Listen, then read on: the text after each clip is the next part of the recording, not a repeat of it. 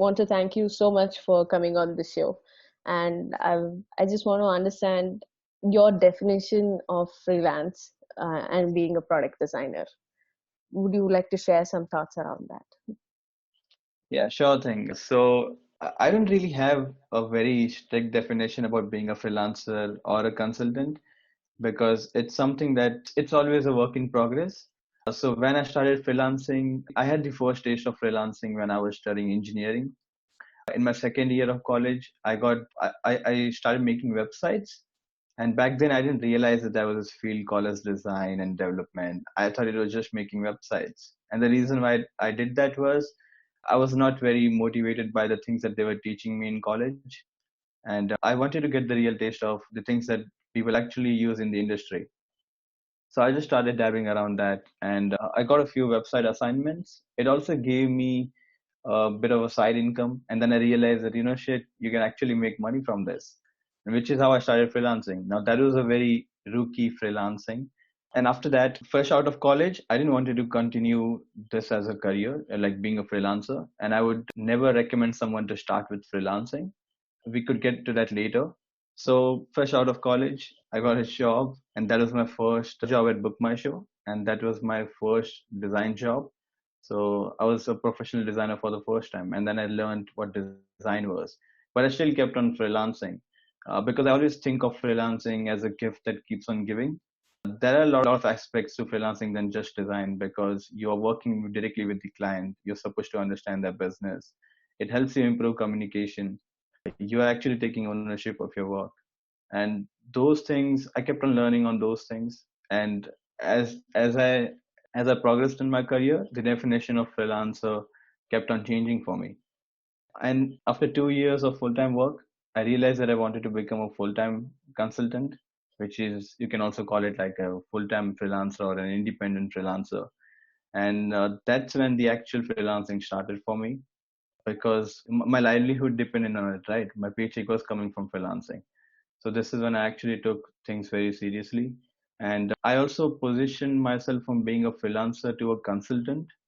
And the reason why I did that was people have very different perception of freelancers. They don't really understand what freelancers do, and they think they are people who always have free time. You could just hire them for cheap work. It's like disposable asset. You just get them on board whenever you need some work done, and whenever the work is done, you just get rid of them. And I didn't want it to be perceived as that person, which is why I transitioned to a consultant. The way that I would define a consultant would be someone who is expert in a particular field and is usually hired by a company who might be lacking that expertise. And it could be for different projects. You could be hired on a project basis. You could be put on a retainer. You might also be working as a sort of an in-house employee who is not really an employee. So you don't come with the obligations of being an employee. So that became my definition of a consultant. Now, I'm not sure if I've done justice to answering your question about defining it, but I would say it's different for everyone. And it's essentially, if I have to just put it in a sentence, I would say essentially a person who is expert in what they do and they take pride in it and they essentially control their time. From that, I take away that you value your time so much that you are willing to be completely free from just being a part of single company. You want to work with multiple projects and you just want to be a part of everything possible. Is that something that I can consider? Yeah, I would say I've always enjoyed being a part of the end-to-end journey. And for me, coming from an engineering background, I like to solve problems, and it gives me immense pleasure to see that the thing that I've worked on, when it gets developed and it's out in the market and people are actually using it, and then you hear stories of how they're using it or how it has changed their life. That is something I would even go far ahead and say that it's very orgasmic, and I really like that. So so for me, it's very important to be a part of that end-to-end journey. And I think when being a consultant, I actually got to do that because I could take a lot of ownership of my work. And I realized that when you're part of a big organization or a big design team, I mean, there are enough opportunities where you get to still do that. But initially in my career, I wasn't getting to do that. So when I started off, I was just a UI designer, and my job was mostly to get the requirements from the product manager. Everything, all the decisions were already made. My job was to make things look prettier, which I didn't like. Obviously, I like making pretty things, but that doesn't mean that that's the only thing that I like. And yeah, so that's about it. For me, it's very important to be a part of the end-to-end journey, and freelancing gave me that. Awesome. Given that you mentioned that you like to control your time and you like to solve the problem end to end, what was your first experience of working remotely with a design team and as a freelance consultant, right? Like, for example, you had to work with, say, a startup, and I know that you worked with a startup based out of Dubai. So, how did that experience go for you, and what were your key points from that? Yeah, sure. So I'm not sure if that company is called a startup because they have actually been in the business for 7 years. They don't have any venture backing. They are self-funded. The money that they get is from directly from their customers, and they have been in a very good position in that industry because they kind of own the point of sales industry in the Middle East.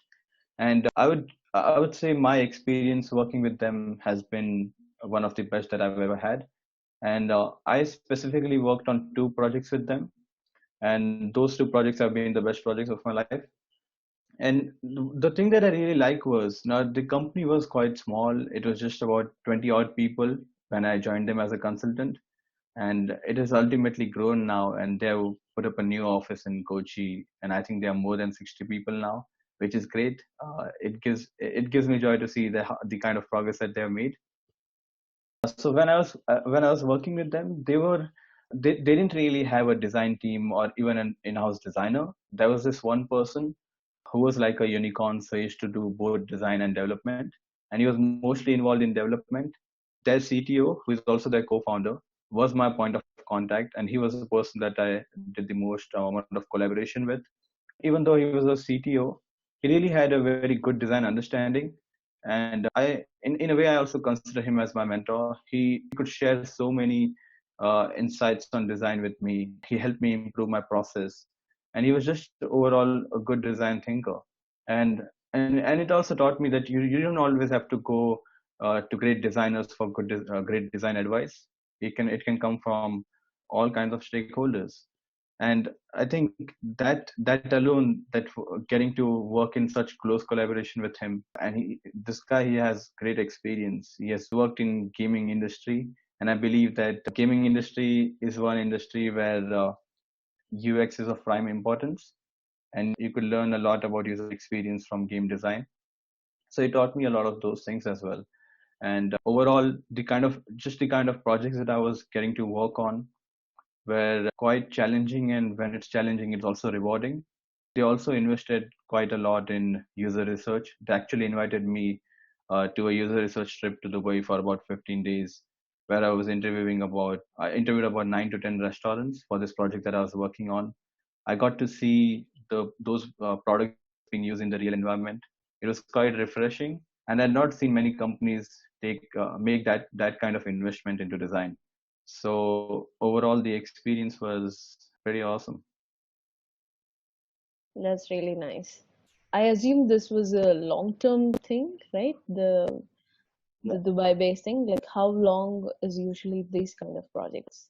Yeah, so I worked for about 2 years with them. Hmm. For this 2 years, I was consulting with them. It was like a full-time job, but again, didn't come with the obligations of in-house employee. I initially started with them uh, for working on this one particular project, which spanned out for about 4 or 5 months. Hmm. And then seeing how the project progressed, they always had enough requirements. They was always working on new things, and they and and the way that things worked on this project, both the parties were quite happy with it, which is why they decided to put me on a retainer. And then I started working on another project, and then we had iterative work. So after shipping these projects, we were also looking at how people are actually using it, and we started making improvements on that. I became a part of this. So I was also visiting them. I'd visited them, I think, thrice in Kochi when they set up a new office. I've been to Dubai twice to visit their office over there. And whenever I was in their office, I didn't feel like an outsider. They welcomed me as one of their own.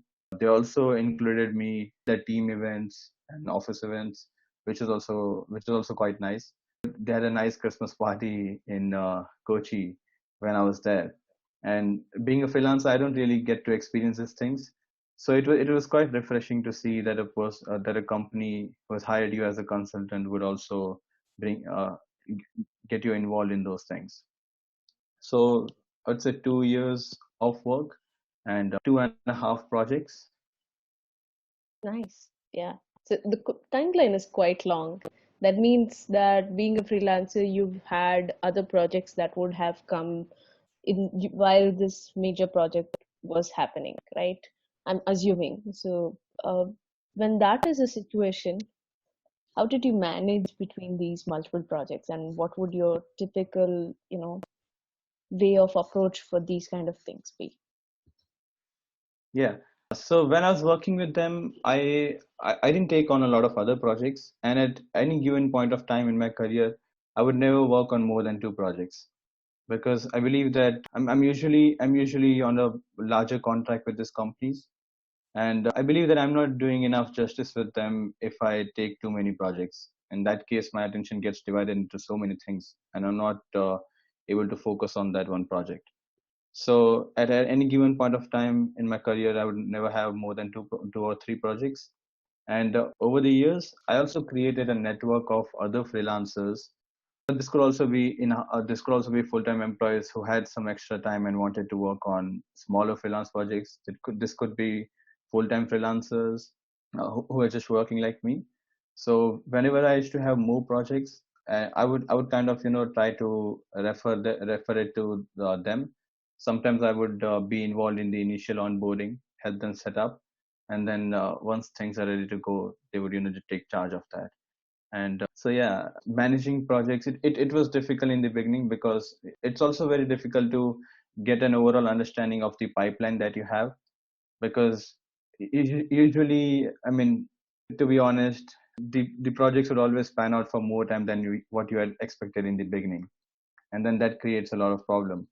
So and sometimes there have been some clients who had actually waited for me because they wanted to work with me on a particular project, and I said that I'm going to be busy, say for the next 2 months, and we could start work from the third month. And then if the project that I'm currently working on spans out for more than 2 months, I have to then push that out, right? So in that case, what I would do is I would actually start onboarding that, and I would have like some, like, even when I'm working on this first project, I would start working on the second project, and then that's how I get involved into two projects.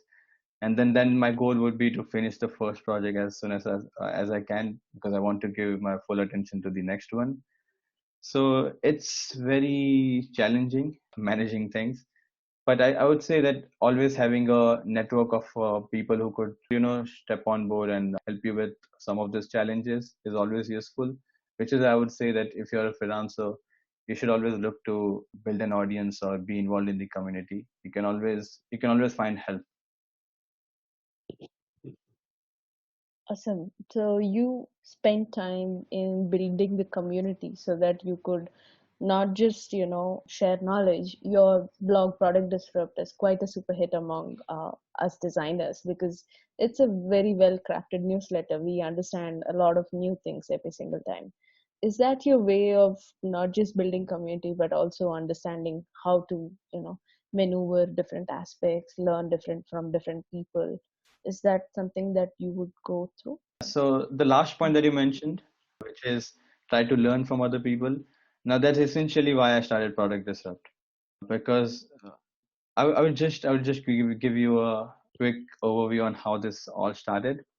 So being an engineer who transformed into design, or rather transitioned into design, I used to always get asked this question, that what is it that you do in your design job? How did you become a designer? And these questions are repetitive, which is why I thought that I would put together a website where I would, just list out all those resources that I refer to.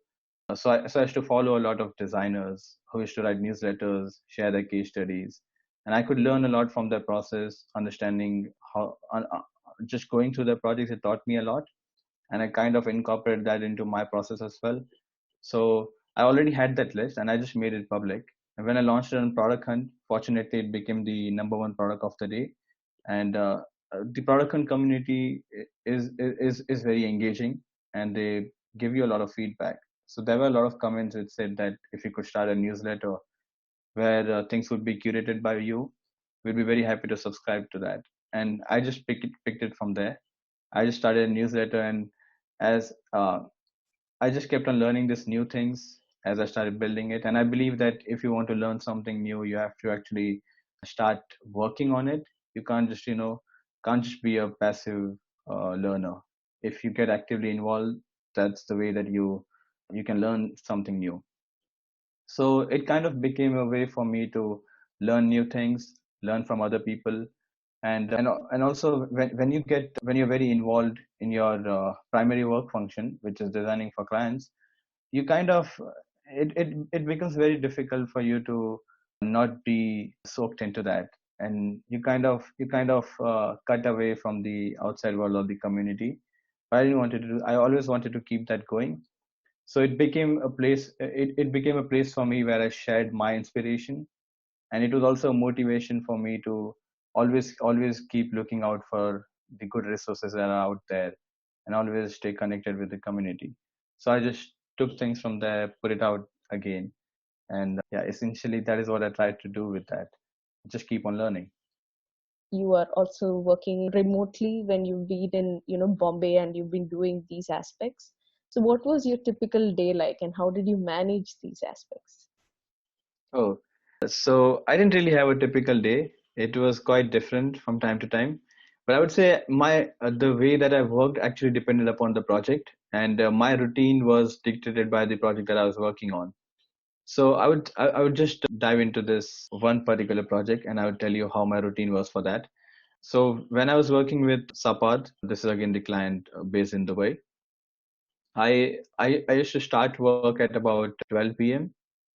So and you can say from this that I'm not really a early morning person. I start my day quite late at 12 p.m. And the reason why I started it at 12 p.m. was because I was working in sprints with them, and we had decided that we would have some common time, which means that the team and I should be working in that particular time frame, so that we could sync up on things. Whenever they needed feedback, they could always send me a message on Slack, and I would be available.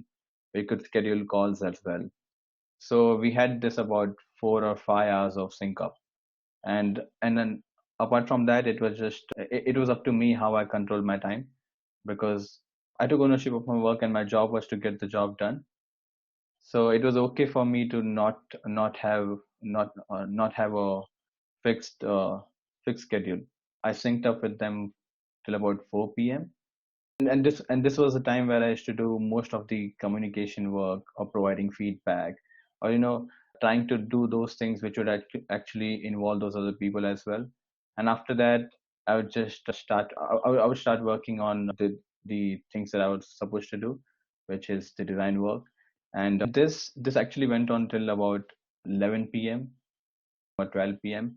And I always took breaks in between. And when I say breaks in between, now I'm working remotely just by myself. I'm just one person in the room. So when I say breaks, I can't really go to a water cooler and have conversation with someone. I would just switch. I would just watch a few YouTube videos, maybe work on product stuff, or just do these other things which are not directly related to the project that I'm working on. So this kind of gave me a break from. This was my definition of taking a break. And yeah, and I went out for dinner in the night. So that was again a break for me. So I would say start work at about 12 p.m., do focus work till about 4 p.m., and then work in chunks till about 11 p.m. Yeah, so that was my day, a typical day. Yeah, thank you for being as clear as possible. I mean, I've seen those lovely color-coded, Google Calendar, email, the event-based thing. I was wondering if your schedule was something like that, because you seem so organized, so I wanted to know, you know. Yes, I mean, I'm actually organized for other people. So I know that when I'm collaborating with other people, it's important for me to communicate to them and keep them informed about what I'm doing. And and a lot can be lost when you're working remotely. You don't really have people working in the same room, so you don't really know that if you're still here. Mm-hmm. So I always made sure that I communicated those things. And this is one tip that I would share, that it's okay to over communicate while working remotely, but it's never okay to under communicate. So I would always just put it out there that, Mm-hmm. hey, I would be available between this time if you need me. If you need me for something, we could get on a call. They could always send me a Slack message. So communication is always important. And I would try to stay organized for other people, so that, and I would always try to make myself approachable and be very transparent about my schedule. But apart from that, the way that I would work for myself would not be that organized, because it's just not how it works for me. I would just like to add one more thing over here, that I think it's very important to have an outline, which would be like, just a few, like an outline could be: start work at 12 and do focus work for 3 hours, take breaks every 20 minutes, and things like this, which is going to help you keep sane. That's important to have. But I would always say that it's not very productive if you're very stuck to that schedule, and if you follow the same routine, then it just becomes boring, and then you feel it's very mechanical. So to have an outline is always great, and it's kind of a hybrid version of organizing yourself. Nice. That's a pro tip. We should keep in mind because given we are all forced to work from home, we need to implement something like this. Yeah, that makes sense. Now, coming to, you've managed all of this. Would you mind sharing a negative experience and what did you take away from it? If Now it seems, I mean, when I talk, you might think that I had it all under control, but it was not like that.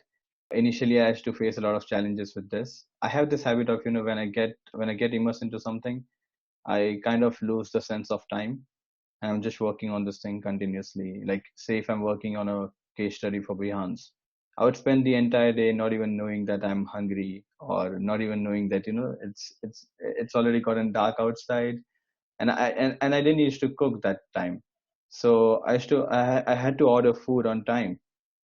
But if I get immersed in this, then I would just forget about that I had to order food. And late in say after 12 p.m. midnight, I would actually not be able to order something.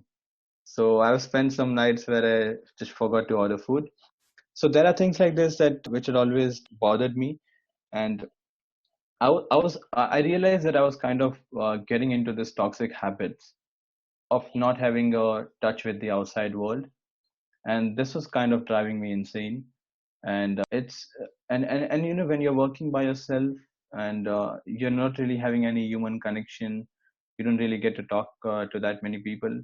It becomes very difficult after a certain point of time. So what I tried to do was, I used to always try to get some fresh air in the evening. So sometimes I would go for a walk, but that didn't happen. To be honest, that didn't happen very often. Sometimes I would go out for dinner instead of ordering in. I would just dine out. And weekends were always reserved for friends. So I used to make sure that I would not spend much time sitting in front of a screen. I would actually go out, meet people, maybe attend some events, chill with friends, sometimes go for hiking with friends. And travel is something that I always like doing. So keep on planning those things. So some negative experiences are that it's important to have an understanding of your environment. It's important to have a human touch. So you just have to keep yourself constantly reminding of that.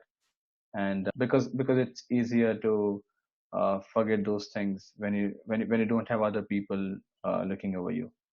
So these are some negative experiences, that don't do that to yourself. got it. Yeah. So when you mean that stay aware of your surroundings, you mean that we can go so deep that we don't really understand how to, where do we do, what do we do? We might not communicate, and that can kind of get out of hand with anybody who's being a stakeholder of the project as well, right? So Yeah. That's okay. At what career stage would you recommend taking up freelance? Should we even take it up as soon as we become designers, or as a fresher, or anywhere else? How does that happen? Yeah, that's a very interesting question. So I would actually never recommend anyone to start their career with freelancing, because when you're starting out and if you have a negative experience, you are actually, I mean, you're going to end up hating it, and then you might not want to get back to it. While whereas freelancing is such a beautiful gift that it teaches you a lot of things. If you do it the right way, you might not actually want to go back to the full-time job again, because you're getting so many things out of it. And obviously it depends upon what are your career motivations at that point of time, but I think it's very important to start it right. Also, it's never a good idea to just take the leap of faith and become a full-time freelancer, because it's very easy. I mean, very often you would see that people who have become a freelancer, they see that the projects have dried out after a certain point of time. They don't have the the paychecks also dry out when the projects dry out, and then they don't know where their next paycheck is going to come from, and then they always have to answer these questions. It becomes very difficult, and it's very messy. So I would say the ideal way for someone to get into freelancing would be get a full-time job, or maybe when you're at university, start freelancing at that time when you're studying. Because and essentially what I'm trying to say here is that freelancing should not be your full-time thing in the beginning. It should be like a side hustle, which is something that you would do because you're passionate about it or because you like working on new things. When you're in your college or at your full-time job, you're actually building a network around you. You're creating a name for yourself. There are a lot of this, and then when you're working on a project, these people, if they really like the work that you have done, they're going to refer you to other people, and that's how you're going to build network. You can start networking with other freelancers, see how they go about their work, try to understand from their process, and you can always do all these things as a side hustle. And when you realize that your side hustle has actually become has grown, and that is when you can make the decision to transition into freelancing full time. And this would become a lot more easier for you. Then you would have a constant stream of projects. You would have other people that you could talk to. You could always reach out to help. And with having done all this groundwork, it's a lot more easier to excel at freelancing. So I would say start with freelancing as a side hustle, and then if it works out for you, if you really like it, just make it a full-time thing. And also this is also a way for you to test the waters, right? Because when your life doesn't depend on it, you can actually explore a lot of things. And while you're exploring, you would understand if this is something that you actually like, and this would give you a lot more confidence into making that decision. Yeah, that makes sense. What's just one thing that you would tell a designer who's considering freelance in the future? What is that one line statement that you would like to share? Yeah, I actually have a one liner for that, and I think people who know me, they might have actually guessed at what I'm going to say, and it's consistency outplays talent. It doesn't matter how talented you are. Talent can only give you a head start, but consistency is something that is going to take you forward, and it's going to help you touch even bigger heights. And it's at times it's going to be difficult for you to do the things that you're doing, but if you really believe in it, and if you keep on working on it on a consistent basis, if you're persistent enough, then there's nothing that can actually stop you. And there's no secret ingredient over here. It's Everybody knows the work that they have to do to be successful in their job, but people are just afraid to do that. And if you just keep doing things consistently, if you just show up every day and do the same thing, you're ultimately going to get there. And this is, by the way, this is true for all kinds of people. It's not just for freelancing. Even Hmm. in your in-house full-time job, it's true that as well. Yeah. Just be consistent. I think consistency is the eighth wonder of the world. And the day we realize that is completely a different ball game compared to, how we actually conduct our daily lives, right? Do you have any more things that you would like to share beyond what we spoke out of a structure and all of that? What I would say is freelance at remote work is actually not for everyone, but it's very important that you give it a shot because a lot of these jobs are going to become remote at some point of time, and this coronavirus situation is actually a big push towards it. People before this, people said that this work can't be done remote, and now when they are forced to do that, you're seeing that it can actually be done remote. And I think when you return back to your day job again, you're going to ask those questions. Your senior management, the people in your company, your workplaces, they are all going to raise these questions, and there's a huge possibility that they might start considering working remotely full time. And it's a great way for you to be prepared for it. There are a lot of resources out there which you can refer to be a good remote worker. I've also written a few blog posts on product disrupt, and yeah, it's actually a great way to experiment with these things. And I think you always have to be in a learner's mindset. Like, you have to be willing to try out these new things. Only then you can actually learn something from it. Otherwise, if you're too reluctant towards it, then nothing is actually going to work. So that's just one advice that I can share. Yeah, that's it. Yeah. Thank you so much for your time. This has been a very valuable contribution. And thank you so much from Hireworthy's side as well. Thank you so much for having me.